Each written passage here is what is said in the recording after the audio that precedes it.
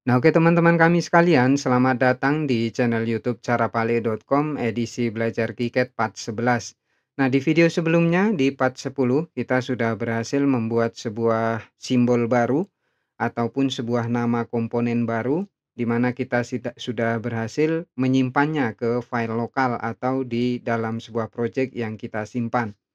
Nah, di video kali ini kita akan belajar membuat footprint. Nah, footprint itu apa? Nah, ini adalah komponen yang sebelumnya kita buat, ini adalah simbol. Nah, misalnya kita membuat kemarin sebuah simbol untuk komponen HB9500 atau komponen terminal block. Nah, kita akan buat juga footprint untuk komponen ini. Nah, caranya itu cukup mudah. Kalian pergi ke menu footprint editor ini.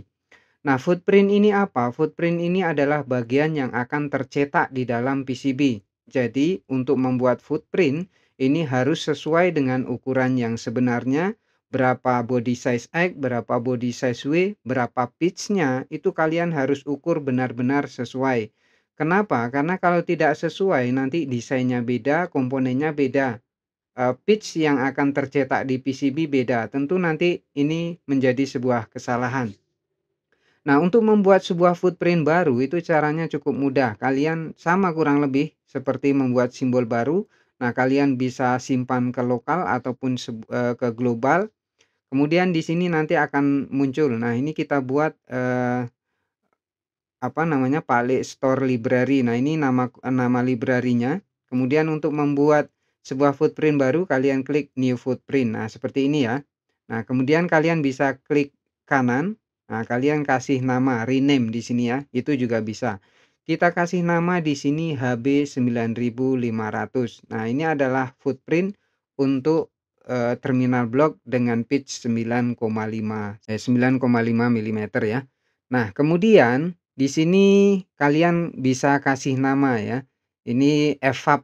Jadi ini FAB itu maksudnya di layer ini nanti nama ini akan tersimpan di layer FAB ya.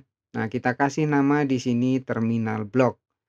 Jadi kalau FAB itu nanti dia tidak terprint ketika kita membuat PCB. Ini hanya untuk penamaan saja. Nah, kita geser dulu. Langkah berikutnya kita akan membuat sebuah persegi ataupun sebuah rectangle. Nah, di sini sudah ada titik koordinatnya. Kita bisa pakai, bisa juga tidak. Ini hanya untuk membantu saja. Nah, kita klik rectangle di sini, kemudian kita mulai dari titik 0 juga boleh, tidak kita mulai dari titik 0 pun juga nggak apa-apa. Ini hanya untuk panduan saja. Nah, ketika kalian geser, maka dia secara otomatis akan ada nilai. Berapa nilai X, berapa nilai W. Ini sangat membantu ketika kalian ingin membuat sebuah panjang body X itu berapa.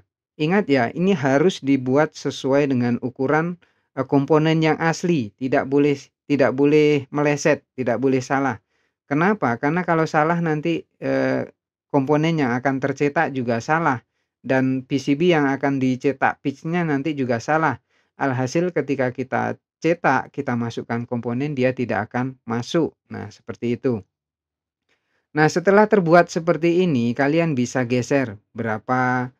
Kalau saya lebih senang saya posisikan di tengah-tengah garis ini ya. Jadi komponennya itu kita bagi dua, ke atas separuh, ke bawah separuh dari body size X-nya, seperti itu ya. Nah, kemudian untuk menambahkan pin, kalian bisa klik di sini add pin. Nah, maka secara otomatis dia akan membuat sebuah pin di sini. Nah, kalian taruh sesuaikan dengan letak pin yang sesungguhnya. Jadi komponennya itu pinnya di mana, kalian taruh di situ. Kalian mau bikin pin berapa, nah itu bisa seperti ini. Kalau kalian sudah cukup dua, kalian tekan tombol keyboard N, maka sudah terbuat dua. Nanti kalau kalian mau buat lagi, tambahkan bisa. Nah, untuk mengatur pin ini, kalian klik dua kali. Nah, maka akan muncul seperti ini. Nah, ini adalah menu pengaturan untuk pin ini. Mau pinnya bulat, mau pinnya kotak, jenisnya SMD ataupun berlobang, through hole, itu di sini. Nah, karena kita mau bikin yang true hole, kalian pilih di sini bentuknya bukan SMD ya. Kalau SMD itu nanti tidak berlubang. Nah, kemudian kalian, tentukan di sini, ini posisi X-nya itu berapa. Makanya kalau saya tadi lebih senang, body size X itu kita bagi 2 di garis bantu. Nah, nanti tinggal bagi 2 saja, posisi pinnya itu ke atas berapa, ke bawah berapa. Nah, ini untuk mengatur jenis kakinya, apakah mau bulat, apakah mau rectangle seperti ini, atau mau persegi persegi kotak. Nah, seperti itu ya. Kemudian di bagian bawahnya, ini untuk mengatur bagian-bagian, kaki atau padnya. Nah, kalian bisa atur. Nah, di bagian bawah ini ada diameter lubangnya. Nah, kalian bisa atur standarnya itu 1 untuk bagian diameter lubang. Nah, ini standarnya 1. Ini kan belum ada lubangnya. Kalau kita kasih 1, nah dia ada lubangnya. Kalau kalian mau lubangnya agak, agak kecil, kalian bisa taruh 0,9. Nah, tapi standarnya untuk kaki komponen itu 1. Nah, itu tidak terlalu longgar, tidak juga terlalu sempit. Nah, kalau sudah kalian bisa klik OK, maka secara otomatis dia sudah terbentuk kaki seperti ini. Nah, kemudian yang kedua pun sama, kalian klik 2 kali, kemudian kalian setting sesuai dengan pin yang nomor 1 tadi. Nah, setelah kedua pin kalian buat, nah kita bisa langsung lihat hasilnya di papan PCB itu seperti apa.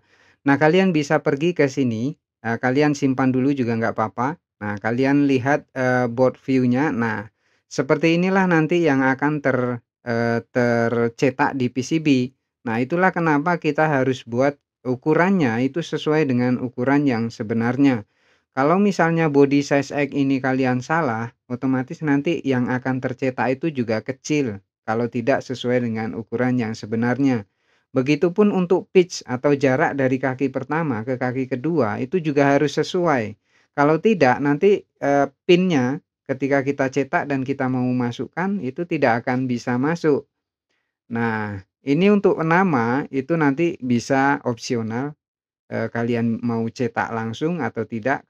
Kalau dicetak di PCB, ini harus dirubah ke F-Seal Screen ya, F-Seal Screen. Nah, kalau tadi kan masih di EVAP, itu dia tidak tercetak di papan PCB. Nah, kalau sudah kita rubah ke, F-Seal Screen, nah dia akan muncul di bagian papan PCB-nya nama komponen yang ada. Jadi seperti itu. Nah, itu hal yang paling penting ketika kita membuat footprint, harus sesuai dengan ukuran yang sebenarnya. Nah, kalau sudah kalian bisa langsung save, kemudian kalian bisa close. Nah, secara otomatis ini bagian, footprint itu sudah selesai. Jadi cuman seperti itu kita membuat sebuah, footprint. Nah, bagaimana caranya? Cukup mudah bukan? Nah, di video berikutnya kita akan bahas bagaimana cara menggunakannya sebuah simbol tadi. Kemudian kita akan masukkan bagaimana caranya footprintnya. Nah, kemudian untuk modeling untuk 3D, nah ini sedikit agak susah karena dia melibatkan proses desain grafis. Kalian harus bisa membuat sebuah desain dalam bentuk 3 dimensi. Nah, mungkin di lain waktu kita akan bahas, di video berikutnya kita akan bahas bagaimana cara menggunakan simbol dan footprint yang sudah kita buat sendiri. Atau nanti kita juga akan bahas bagaimana caranya memasukkan sebuah library baru yang kita dapat dari data sebuah perusahaan. Nah, oleh karena itu buat kalian yang baru saja nemu channel YouTube carapale.com, jangan lupa untuk menekan tombol subscribe yang ada di bawah, kemudian aktifkan notifikasi loncengnya supaya kalian tidak ketinggalan update video terbaru dari kami. Selamat mencoba dan semoga sukses.